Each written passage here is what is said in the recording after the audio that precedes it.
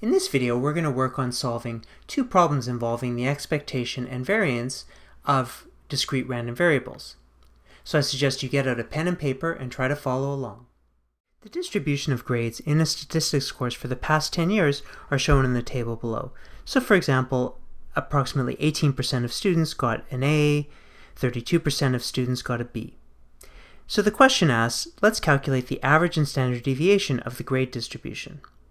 Also, a picture of this distribution is shown in the graph on the right-hand side of the screen, the probability mass function of this distribution. So in order to calculate the expected value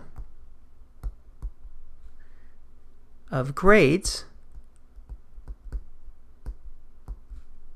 which is often denoted by mu, we would just use the formula that we used before. So in this case, it would be 1 times 0.07 plus 2 times 0.09 plus 3 times 0.34 plus 4 times 0.32 plus 5 times 0.18.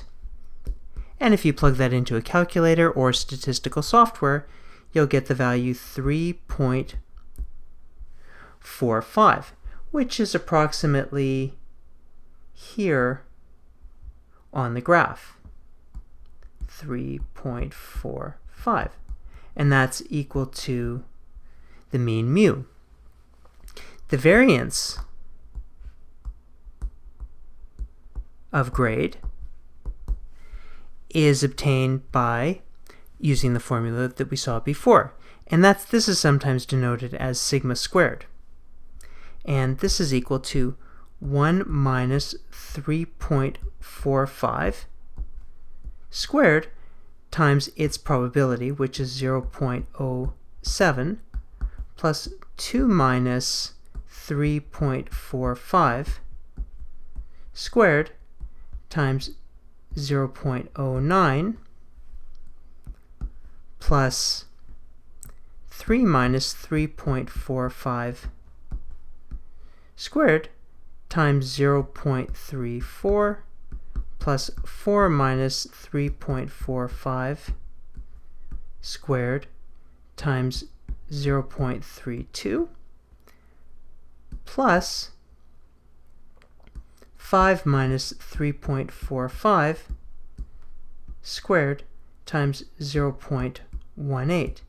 And if you work that out, that is equal to 1.21. The standard deviation is equal to the square root of the variance.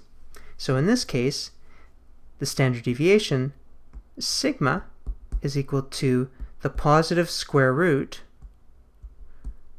of sigma squared, which in this case is equal to the square root of 1.21, which is equal to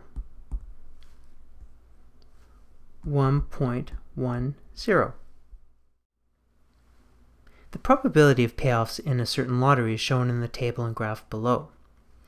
If the lottery sells 1,000 tickets for $10 each, then what is the average amount that the lottery will profit? Well, let's calculate the average payout. The average payout, mu, we can calculate with our expected value formula. And in this case, it's just 0 times this probability, which is 0.9, plus 5 times 0.07 plus 10 times 0.02 plus 20 times 0.01. And that number is equal to 0.75 or 75 cents. Well, if the lottery sells 1,000 tickets, at $10 per ticket,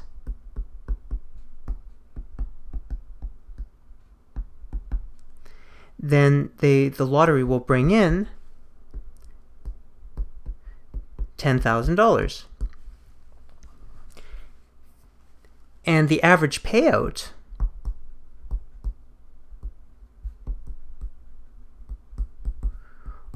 on the 1,000 tickets,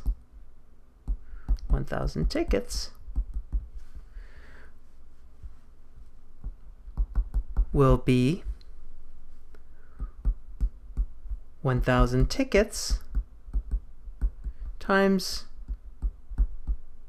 0.75 cents per ticket, which is just equal to $750. So the profit in this case, in other words, what's left over, will be the $10,000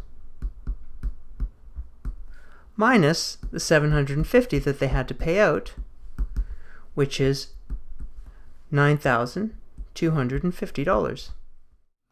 Let's compare the expected values of the different distributions that we've just looked at. So for the grades example, we found that the expected value, mu, was equal to 3.45. 3.45 is just about here on the distribution. Mu is equal to 3.45. And notice that that makes sense for this distribution because basically the grades 1, 2, and 3 have approximately 50% to the weight because here 0.07 plus 0.09 plus 0.34 is equal to 0.50. And then the other 50% of the weight is on grades 4 and 5. 0.32 plus 0.18. So 3.45 is about the balance point of this distribution. On the other hand, in the payoff example, 90% of the weight is on $0 for a payout. So we found that the mean value there, mu, was equal to 75 cents. And that makes sense for this distribution because we'd expect that most of the weight is on $0 and just only 10% of the weight is on values greater than $0.